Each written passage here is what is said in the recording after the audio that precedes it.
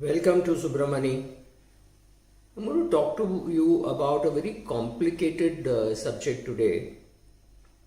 It is a question of the PE ratio that a company gets, the market respect that the company gets, and the uh, need to generate alpha at all for a good, solid company, right? So, welcome to Subramani.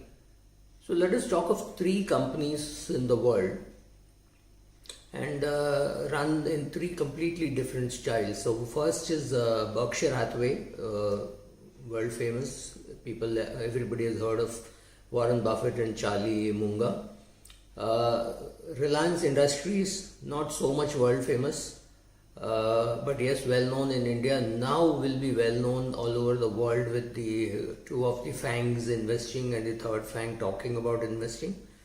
And the third company being Deepak Parekh's HDFC Limited.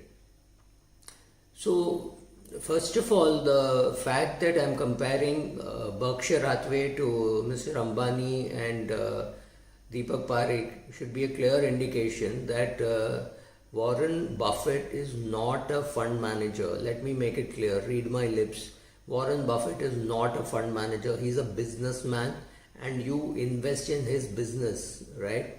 So there is no question of a fund management fee. Deepak Parekh Saab or Mukesh Ambani Saab don't charge you a fund management fee for investing in their companies. So if you made money by investing in Reliance or in HDFC Limited, great, but you don't pay a fund management fee. So that is something which all three of them save.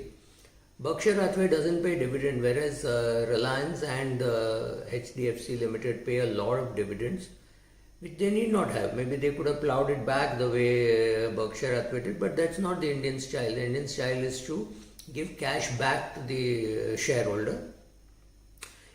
Now go to Bloomberg.com and see the charts of performance of all the three companies, and you realize that India, as usual, does not know how to market itself. Have you seen any article anywhere with a graph or without a graph of Berkshire Hathaway versus Reliance or Berkshire Hathaway versus HDFC Limited? The chances are you wouldn't have, and almost everybody has this data, especially the data companies, which shows very clearly that we will get carried away by reputation, and once a person establishes a reputation, he need not even generate alpha. People will be very happy investing because saying, oh, there is more to value here than just the alpha that you guys look for. So what all does Mr. Buffett do, and which Berkshire Hathaway does rather than saying Mr. Buffett does, and which HDFC Limited and Mr. Deepak Parekh or Mr. Mukesh Ambani do not do. One, Berkshire Hathaway goes about educating people. The quality of letters which Mr. Buffett writes to his shareholders is definitely worth its weight. So, of course, you need not own the shares to get a copy of the letter or get a link to the letter. You go to Google and you will find all those letters. The question is, how much can you read and how much will you assimilate and how much is adaptable to today and how much of that is usable for you. Let's take simple examples. Be fearful when others are greedy, be greedy when others are fearful. Very often quoted Buffett statement. But the question is, how many of us can really do it, right? Can you be scared when others are greedy? Will you stop being greedy? In fact, I would adapt that statement to be less greedy when others are greedy, be a little fearful where others are more fearful, rather than saying be fearful when others are greedy. Let us look at the price of gold now. Gold has been a great performer the last 6 months, definitely in the last 3 months after COVID hit, which means sometime in March. Uncertainty of the US dollar, the US behavior, Trump coming back, that has made people are not very sure about using only the dollar. It's not as though the dollar has ceased to be a powerful currency. It is the most powerful currency in this bipolar world. In fact, in the bipolar world, it is the single currency which is the strongest. It's definitely not the Chinese currency. So US dollar will continue to be there, but gold has also definitely done well. The question is, should you be selling gold or should you be buying gold now? I don't know, let's do a separate post on that. So first is, using Buffett's quotes are nice to use. I'm sure I'll get a lot of hits because I'm going to tag Warren Buffett in this name, right? But that does not mean you will be able to use those quotes, right? So that's first, not denying that the quality of education that he has done, whether about picking up a few stocks, having a focused portfolio, many of us have benefited by all that. Then making sure that your emotions are under control. Warren Buffett started talking about emotions and investing, I think, far before people started talking about behavioral finance, at least in India. To that extent, it has been useful the way he picks stocks. But remember, even Buffett in life story is about picking up a few great winners, and the others have been at best mediocre, right? His Colgate has performed very well. It has beaten the local indices by 1% or 2%.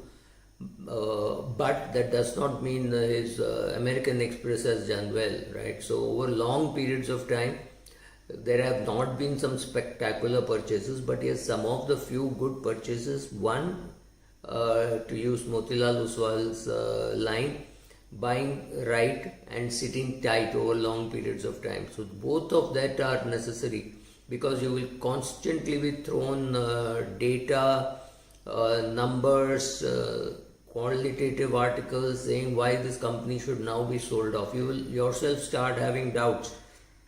That's always been my argument. If you bought 10,000 shares of HDFC Bank in 1995, at say 40 rupees it was available. The question is, would you have held on to it permanently? At 80 you would have been tempted, at 160 you would have been tempted, at 320 you have been tempted.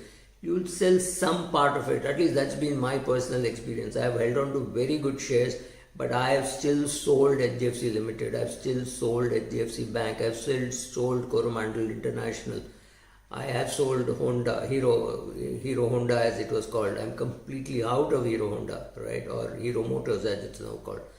You will always have doubts, self-doubt. So when a company gets a very high P, you keep wondering, at such P, how long will I be able to sustain? Should I sell? Should I hold? These are not answers which are easy to find in textbooks and blogs, right? You have to take those decisions yourself. I can take that decision for myself. You need to take a decision for yourself. So what Berkshire Hathaway does with its amazing PR machinery is attracts the highest quality of shareholders who are willing to give Buffett 1 week, 1 month, 1 decade, 2 decades of trial and say, it's okay, I think as long as he's doing a good job. And what is a good job? I really don't know. So first, educating the people is something which he has definitely done. As a mechanism that organization has gone about, I think you call it brilliant PR network, but yes, that they have done very well. And then, like I said, introducing the behavioral concept. And one thing common which you find to Mr. Deepak Parekh and Mr. Bajaj, I would think Rahul, Sanjeev, Mr. Dhirubhai Ambani and then Mukesh Ambani is a permanent optimism about the market. You can say the same thing about your 4 Rs, Ridham Desai, Rakesh Jhunjhunwala, and Ramesh Damani, right? All of them also they have been always super optimistic about the market. I think you need to be optimistic about the market.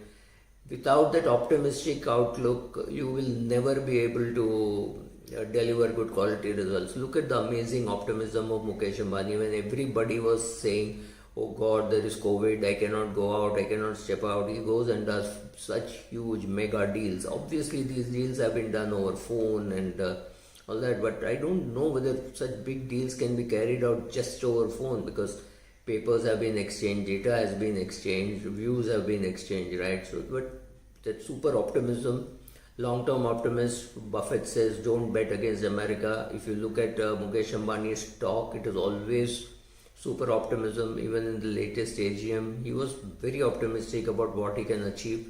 If you're not optimistic, you will not make 10-year investments, right? You will just say, I don't know whether I'll be alive after 10 years. Why should I do? And this man goes and invests such amazing amounts. The other thing which Buffett has done very well and in style, which to an extent I wouldn't think Deepak Parekh Saab has done, but Mr. Mukesh Ambani has done, is buying shares which are on a song, which are available because they are in trouble. Why? I don't need to name companies, but there are companies who went to him for actually borrowing money for the short term and ended up giving the company to him completely. There are companies which went and said, can you hold 5% of mine for some time and then I will buy it back from you. He has held that, he has made money. He has made money from people rubbing their noses in front of him saying, please take me over. And he has bought it only when the nose started bleeding, not when he started bowing down, right? So this is something which both Mr. Buffett and Mr. Ambani have done. Now, look at the value add Mr. Ambani seems to be doing in Reliance Industries. I am sure parts of Jio will not be listed in India. It will be listed in NASDAQ. That is going to make Reliance Industries more like a holding company, but holding an extremely valuable technology piece, whatever by whatever name, listed in NASDAQ, and that will again be an Indian first time, right? So I'm sure he's going to do those kind of things for value add, and so has Mr. Buffett. Looked for deals which were available only to people of pockets that size. Those deals are not available to somebody else. So no point in saying I will invest like Buffett and I will invest like Ambani. Those deals don't come to you. Those deals come to you only in the newspaper when you're reading that so and so did such a deal. It takes guts. It takes the ability to write 8-digit, 9-digit, 10-digit checks, right? So it doesn't come to the common man. So when the whole world is pessimistic about something to go and buy, to do something to the contrary, that gets you the PE, right?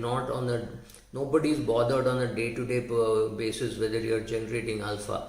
Does it really matter? Look at Reliance. I remember for 6-7 years, Reliance did nothing. No alpha, no beta. It was underweight even in most of his fans' portfolios. But now in the last 2 years or last 1 year plus, he's made look people like an idiot if you did not have Reliance in your portfolio, right? So I got panicky now. Recently I sold. I'm still left with a small bit because the price just kept going up, and now I feel that price can go up even further. No, I'm not recommending the share, but I'm saying you need to be sure as to how these companies add value, and over long periods of time, since they add value. For example, I don't judge HDFC Limited or a Reliance on an hour-to-hour basis or a day-to-day basis, because over long periods of time they have definitely generated wealth. And again, HDFC Limited is India's Berkshire Hathaway. Look at the number of companies it has promoted and the fact that it is still holding 10% or almost 10% in HDFC Bank. It holds a very big percentage of the AMC now they have Bandhan Bank, they have life insurance, right, and they have a housing education finance company which could go public anytime. I have no clue about that, right? So the PE of a HDFC Limited is not that of a mortgage company PE. I remember one big investor telling me that it is overpriced, and I said it's Berkshire Hathaway of India. So remember that, right? So will we find articles in the Indian press talking about how Ambani and Mr. Parekh have done a far better job than what Mr. Buffett has done? Go to Bloomberg.com. You will find the charts.